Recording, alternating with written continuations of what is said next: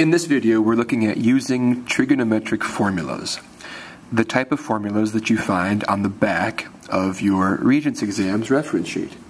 So, this problem says, find the cosine of 2 times theta if the tangent of theta is equal to 3/5, and theta is in quadrant 1. Good. So the first step for problems like this is to find a useful formula. Step 1, find a useful formula. And to do that, we look at the reference sheet that is supplied to us. Looking on the reference sheet now, and I am looking for a formula that includes what it is that we're asked to find.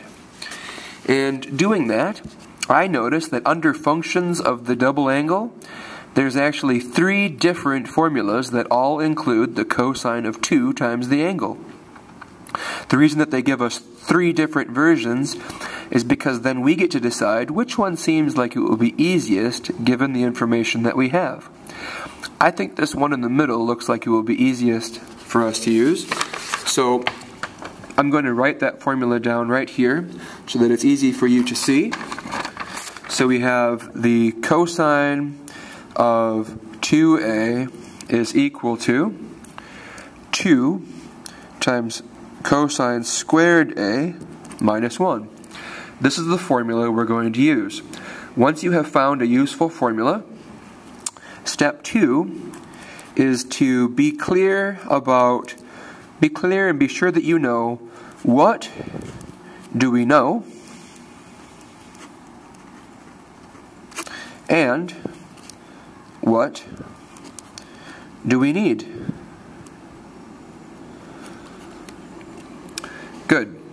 So what do we mean by what do we know? Well, what is the information that's been given to us? We've been told that the tangent of theta is 3/5 and that we're in quadrant 1. Those are things that we know. So over here I'm going to include that we have the tangent of theta is 3/5 and this is in quadrant 1. What is it that we're going to need? To decide what you need, you look at your formula. In order to use this formula, I really need to know what is the cosine of A. So this is what I need to know. I need to know eventually the cosine of A. In this case, since we're using theta, I'll say what I need to find is the cosine of theta. Good. Now, we need to somehow go from what we know and get what we need. To do that, it's often a good idea to use one of those Pythagorean identities. And here is the Pythagorean identity that's most useful this time. 1 plus tangent squared theta is equal to the secant squared theta. Why are we using this Pythagorean identity? Well, this Pythagorean identity includes something that we know. It includes a tangent, and we have the tangent. It's going to help us get the secant. Now, I noticed that we never said that we needed the secant. But you see, once we have the secant, we can just flip it over, take its reciprocal, and then we'll have the cosine, which is what we need. So let's do a substitution now. So this is 1 plus, instead of the tangent, we're going to write 3/5, and we have to square that, is equal to the secant squared theta. Good. Now, this becomes 1 plus 3/5 squared is 9 over 25 is equal to the secant squared theta.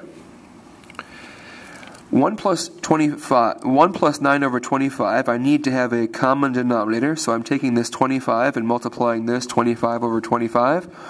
This becomes 25 over 25 plus 9 over 25 is equal to the secant squared theta.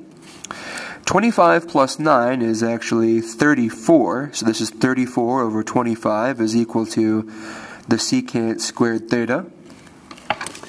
Now, we're ready now to take a square root. I like to take square roots so that they're written out this way, so I'm going to rearrange this as secant squared theta is equal to 34 over 25. See, all I did was I reversed the order. So now we can take the square root of both sides, and we get the secant of theta is equal to the square root of 34 over the square root of 25, taking the square root of the top and the bottom. And this is a plus or minus, right? Because whenever we take the square root of something squared, we get a plus or minus. This is a plus or minus square root of 34 over 5, because the square root of 25 is 5. Now what about this plus or minus? How are we going to decide which one to use? Well, we go back up here to what we know. We know that this is an angle that is in the first quadrant. When you're in the first quadrant, all of the cosines have to be positive, because all of the x values are positive in the first quadrant.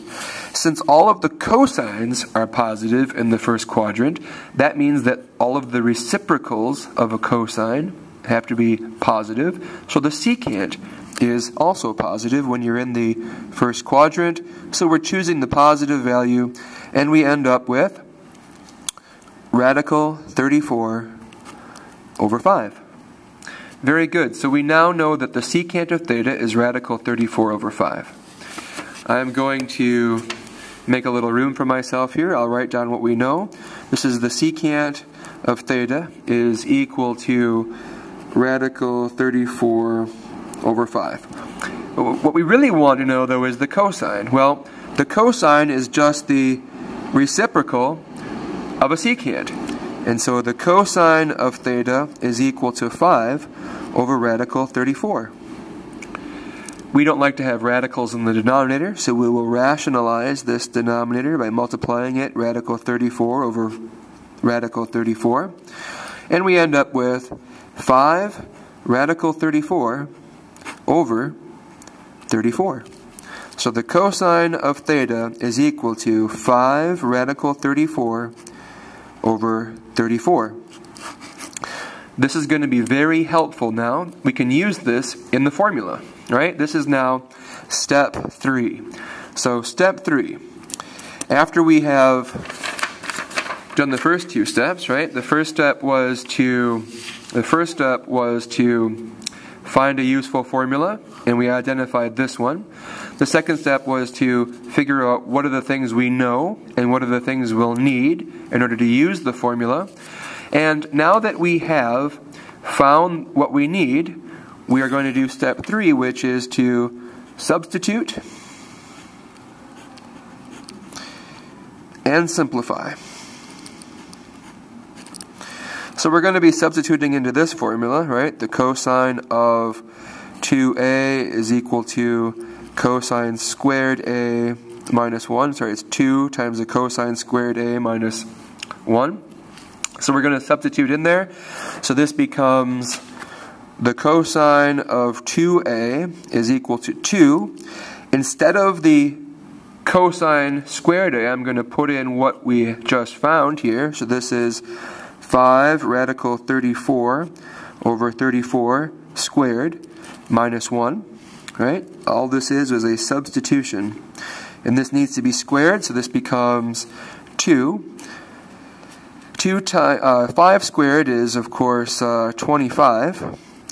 Radical 34 squared, that's 34. And 34 squared, well, that's 34 times 34, and we could multiply that out. But I'm going to leave it just as 34 times 34, so that it's more obvious that we can cancel out some 34s. And of course, this is equal to 1. So this is 2. We'll cancel these 34s out, and we get 25 over 34. And this is minus 1, which is equal to 2 times 25 over 34. You just multiply the 2 times the 25, and you get 50 over 34. And there's our minus 1. I'm going to make myself a little bit more room again. So this is equal to 50 over 34 minus 1. This is 50 over 34 minus 34 over 34, right? Because I'm just multiplying and getting a common denominator here. Taking this and multiplying top and bottom to get a common denominator. Now, 50 minus 34. 50 minus 34 gives us 16, so this is 16 over 34. And 16 over 34 actually can be reduced down to, well, I can divide the top and the bottom, a 2 out of the top and the bottom, and that becomes 8 over 17. And so the final answer here is that the cosine of 2 theta is equal to 8 over 17.